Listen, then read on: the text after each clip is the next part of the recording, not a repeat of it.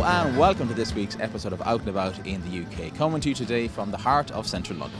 On today's show we'll be chatting to former London cab driver, now author, John Healey, who has written a book about his life and times as a London taxi driver. And we'll be also catching up with businesswoman Lara Morgan, who has recently been included in a list of people which was revealed by the Sunday Times for giving so much back to the next generation of young entrepreneurs. But first, Maggie was at the Madejski Stadium in Reading, where the London Irish Rugby Club recently celebrated St. Patrick's Day.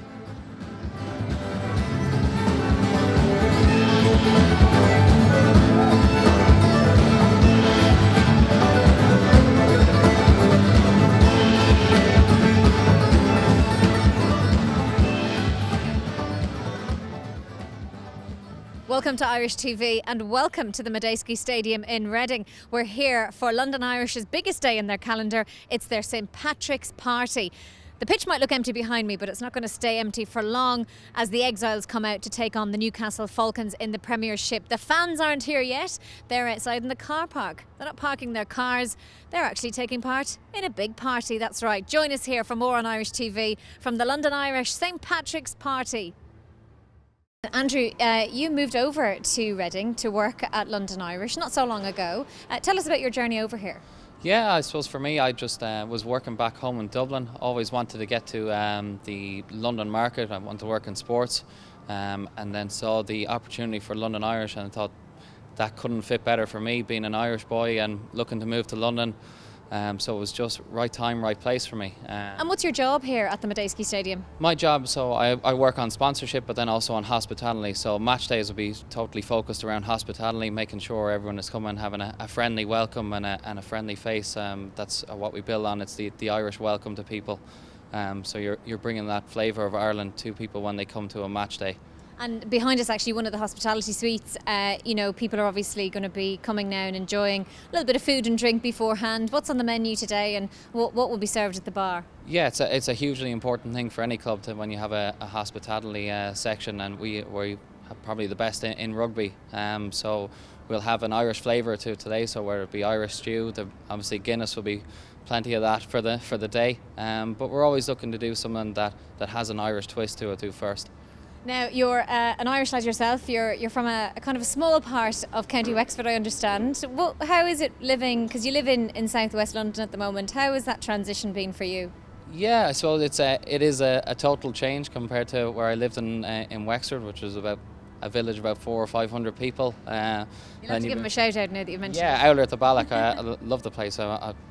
It's a hurling stronghold, as anyone would know.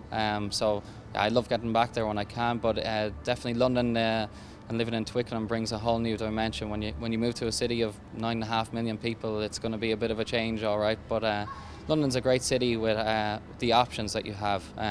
Particularly, as I said, I'm a sports nut, so you get so many options for that. But there is a massive Irish community here anyway, so I'm not too far from Clapham, which is hugely Irish.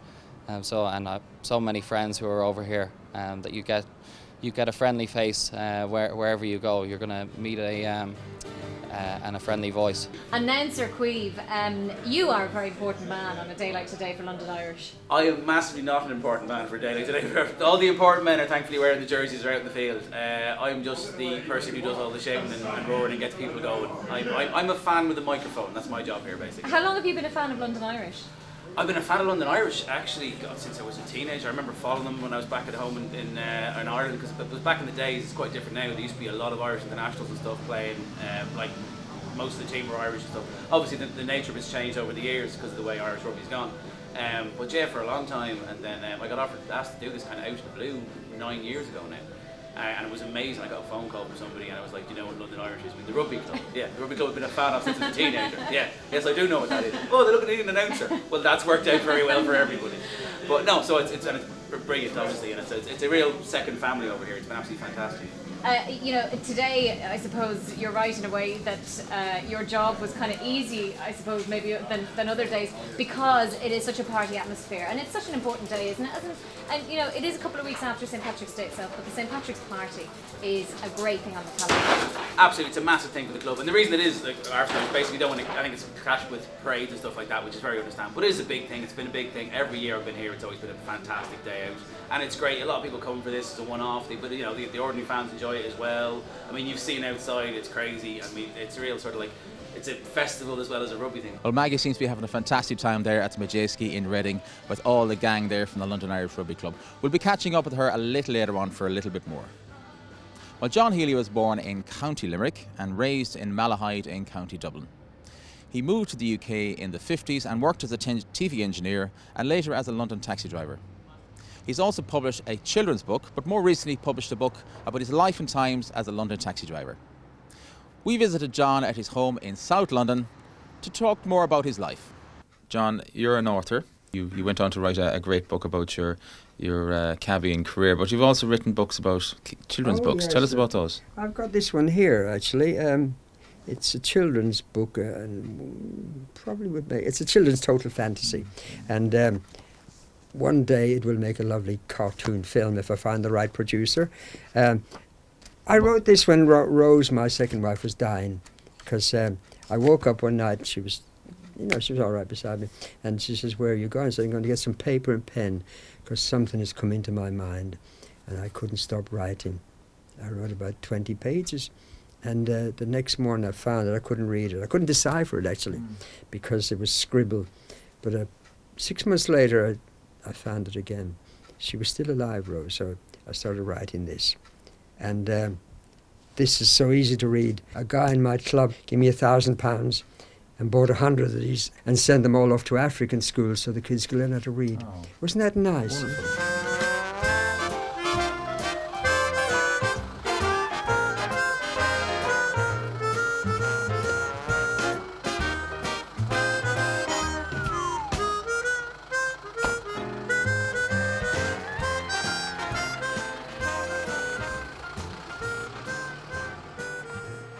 So tell us about some of the distinguished characters you've met over the years.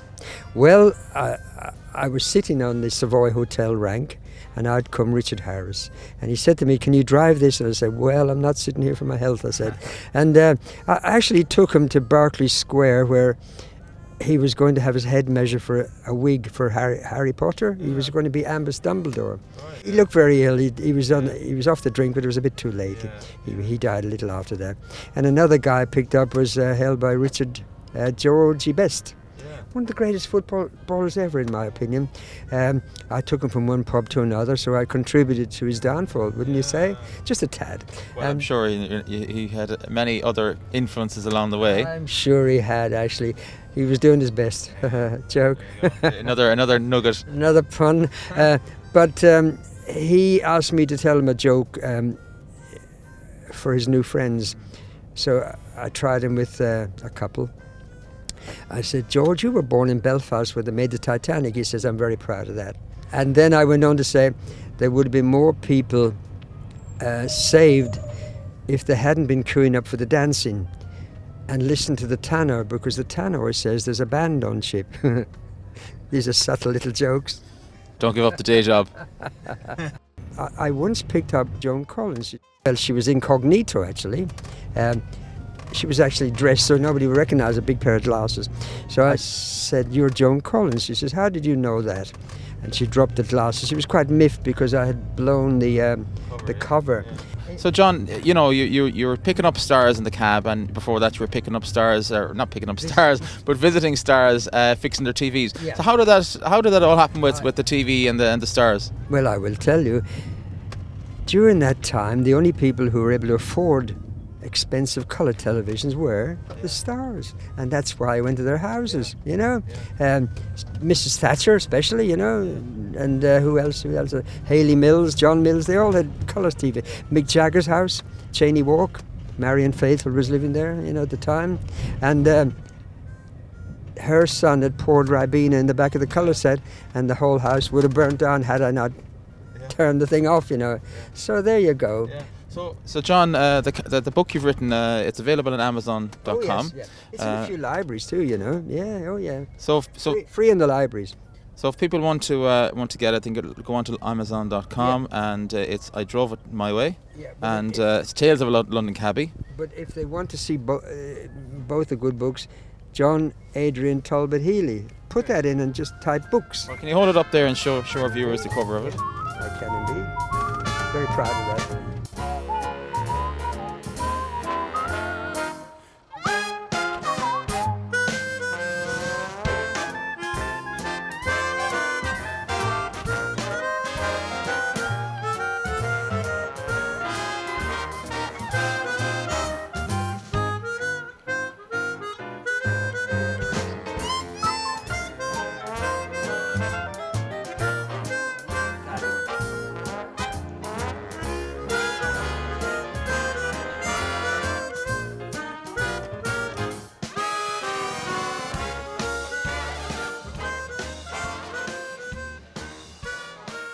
But what a lovely morning we had there chatting to John about his life, and his book really is a very, very interesting read.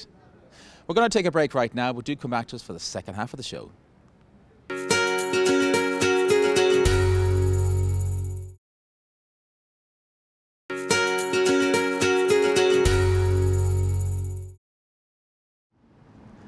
You're very welcome back to the show. At the age of 23, Lara Morgan started her first company, Pacific Direct, manufacturing and selling licensed branded toiletries to the hospitality sector. She's recently sold her majority stake in the company for £20 million, not bad if you can get it. And she's now helping young entrepreneurs market and develop their products and services to a wider audience. Lara, thanks so much for joining us. We're here in Victoria. Tell us about what it takes to start up a company. Oh, when I began, I didn't know what it took. I was sort of not really thinking I was going to run a business. So I would say now, today, unbelievably hard work. People won't believe how hard it is to run a business, and tenacity, persistence, determination.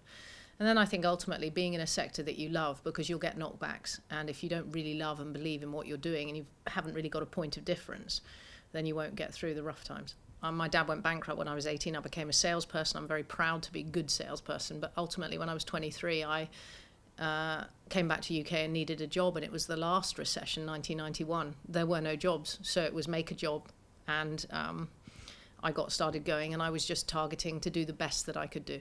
I knew nothing about toiletries when I began it, and in the end we were selling in 110 countries the miniature luxury branded licensed toiletries that people, I hope, enjoy when they stay in pucker properties. I began the business by selling literally a sewing kit to the Dorchester. I was told to turn myself out smartly. I was told to have confidence and speak with knowledge, to try and have the knowledge of my competition and know my market.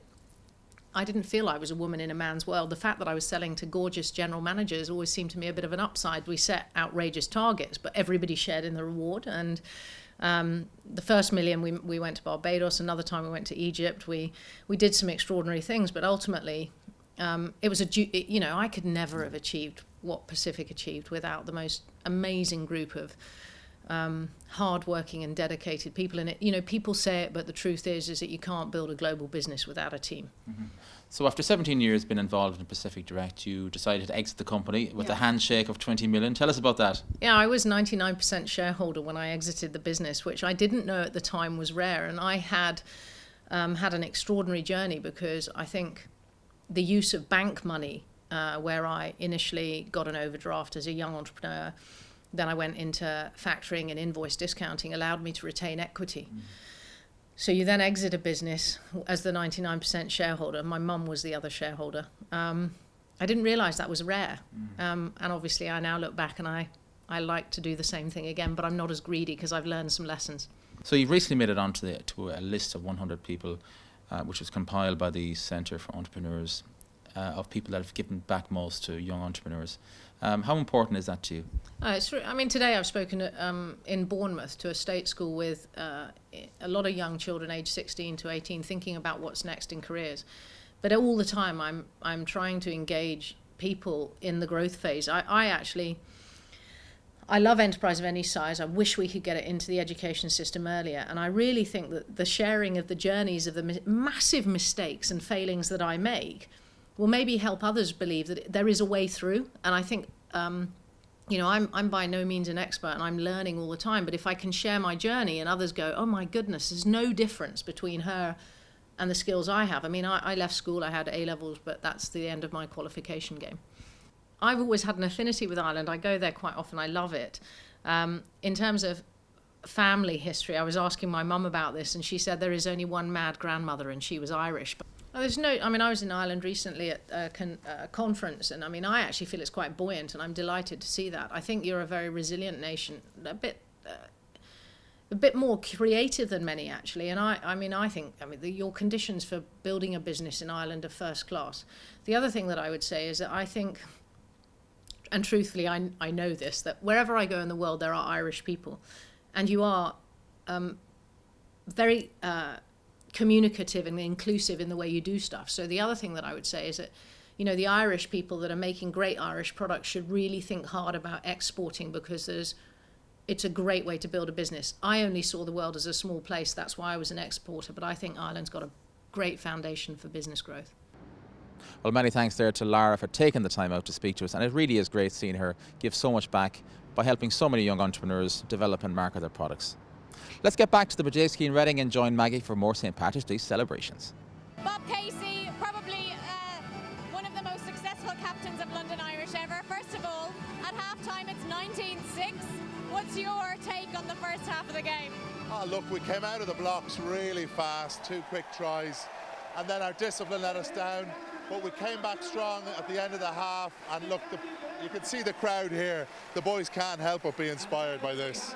This is a big highlight in the London Irish calendar, of course, the St. Patrick's Party. It brings all the fans out. How important was it for you as a player to play on a day like today? Oh, it's massive for the players, for our supporters, for the Irish community in London on the whole.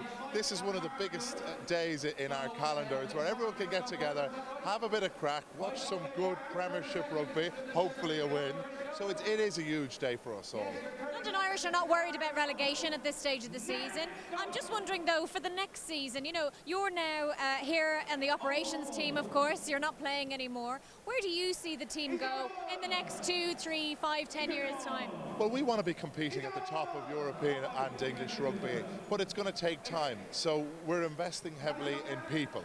You know, our academy, we've brought back 3 London Irish legends to head up the London Irish Academy. Also in our coaching staff, we've got 3 new coaches coming in this summer. You know, we believe it's an absolute coup to get Tom Coventry from the White Collar Chiefs. And players, ultimately it's the players that take the field. And we've signed 10 new players for next year, forming the spine of a team. So look, we're in a good place. We have a lot of hard work to do, but the new owners are determined to take this club to the top.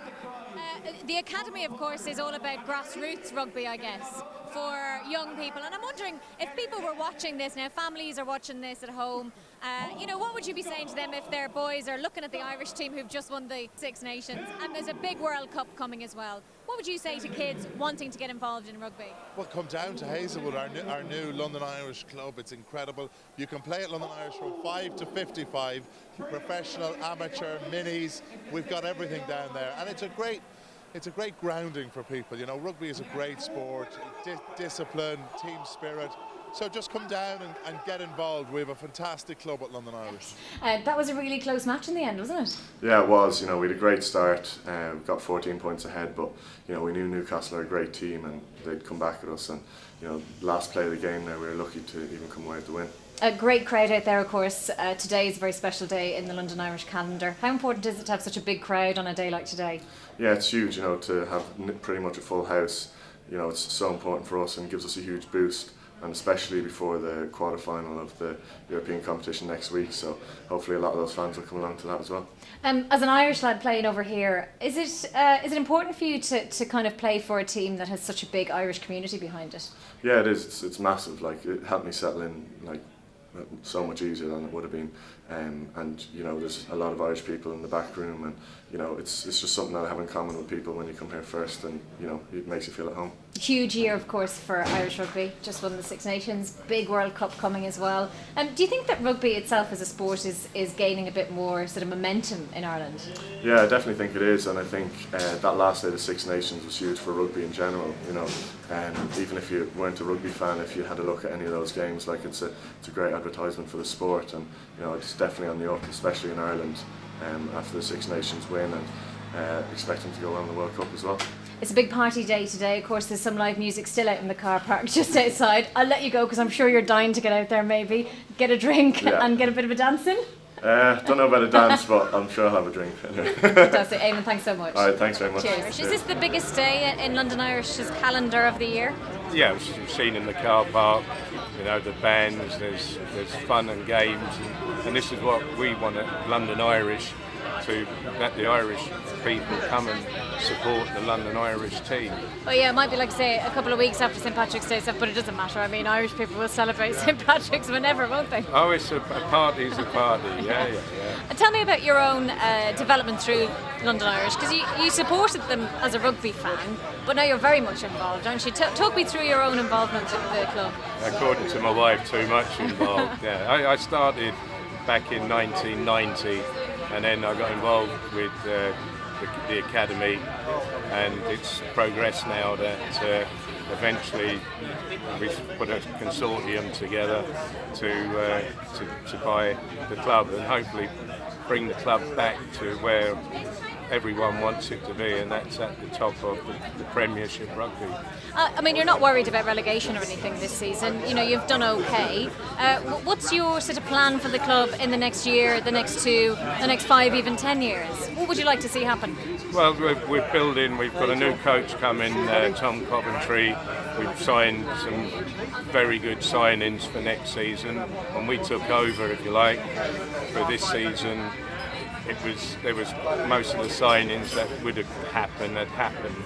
So just moving forward, we just want to bring the club back to you know, a few years ago we had 12,000 fans regularly at the games here at Reading. That's dropped off to about 5.